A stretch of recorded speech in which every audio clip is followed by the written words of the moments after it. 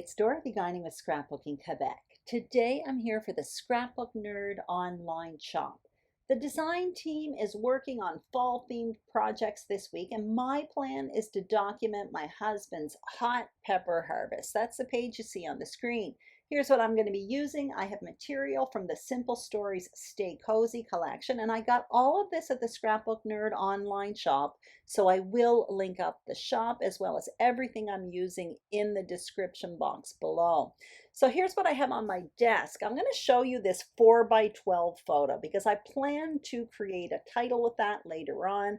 I have a handful of photos. I pre-selected my paper from this collection in advance, and I'm going to show you in a minute the solids cardstock pack. Basically, Simple Stories is coming out with these different families of colors of cardstock, and I'm absolutely loving them.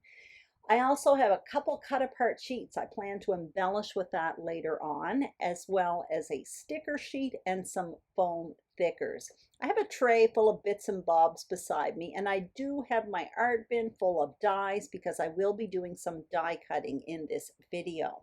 Now, what I did off camera is I cut down 2 strips of paper. That's going to create a large border towards the top of the page, and I'll put measurements for all of this on the screen.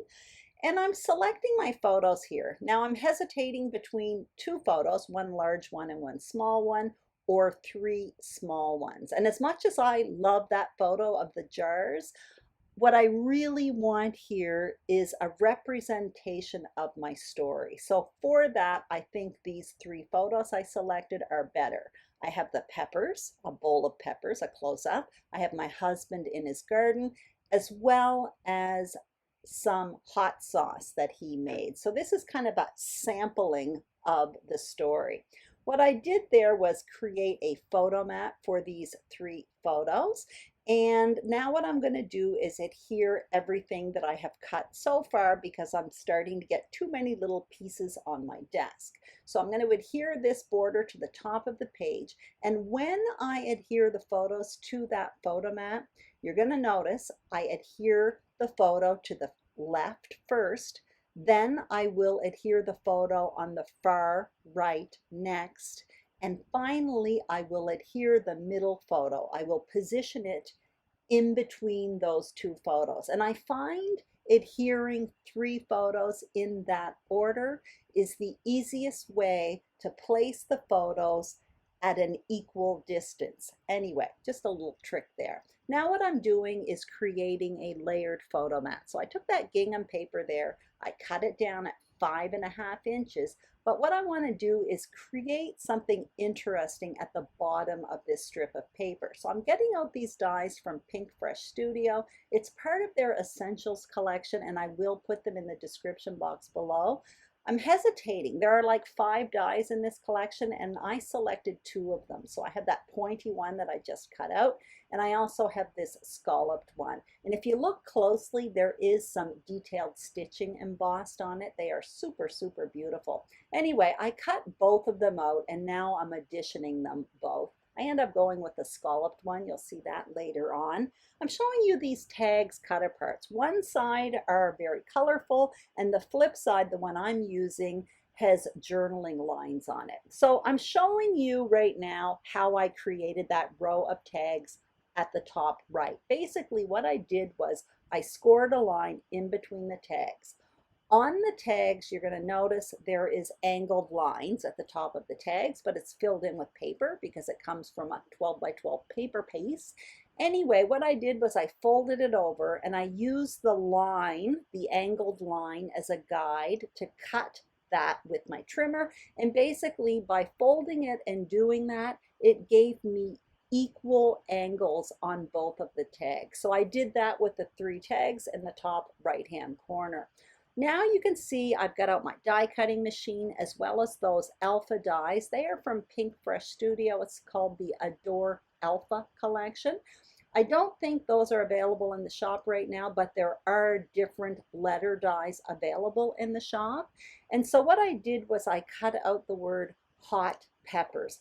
Also, when I stopped the camera, what I did was I cut another 3 sets of letters in scrap white cardstock. So each one of those letters is backed in 3 layers of white cardstock.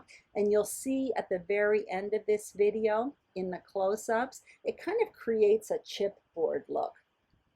So now I've decided I'm going to go with that scalloped edge with that yellow gingham paper. So I trimmed that down. I adhered the tags behind that row of photos. Basically on that row of tags, that's where I will be placing my title. I'm going to be putting most of my embellishing along those tags, and it's going to create quite a heavy shelf. So I'm adhering all of this together, kind of like my mini page. A little later on, I end up having to move those tags over a little bit more towards the left, simply because I tried to fit in another journaling tag and I didn't have enough room. So I adhere that to the page. You're going to see me get out my title on wax paper and kind of position it on these tags, and it will overlap the photo a little bit.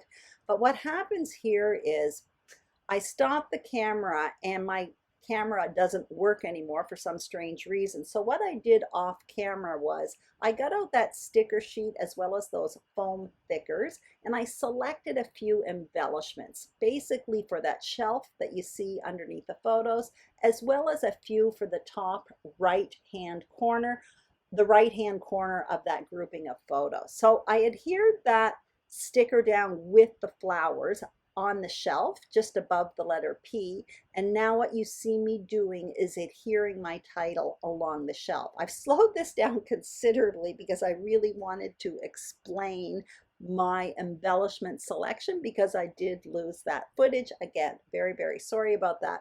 However, I do stop the film, continue adhering my title, and now you can see that I have my shelf underneath there.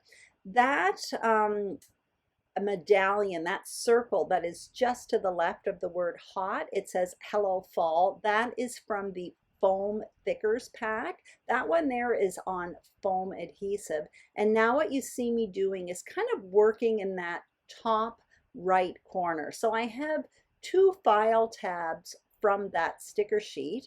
I also end up getting out a little bouquet of flowers that I put on white cardstock and pop up on foam adhesive, and later on I end up adding a few leaves. Again, you'll see that in the close-ups at the end. What I'm doing right now is creating reinforcers for those 4 tags. So all I'm doing is using a hole punch and a 3/4 inch circle punch, and that creates a ring, and I put it around the holes of those tags, and then I come in with some twine. That is from Lawn Fawn, and I end up adding twine to all 4 of those tags. So basically, most of the embellishments is along that shelf where the title is, the journaling box is, and I just added a small repeat in that top right corner. I just felt there was so much going on underneath the photo.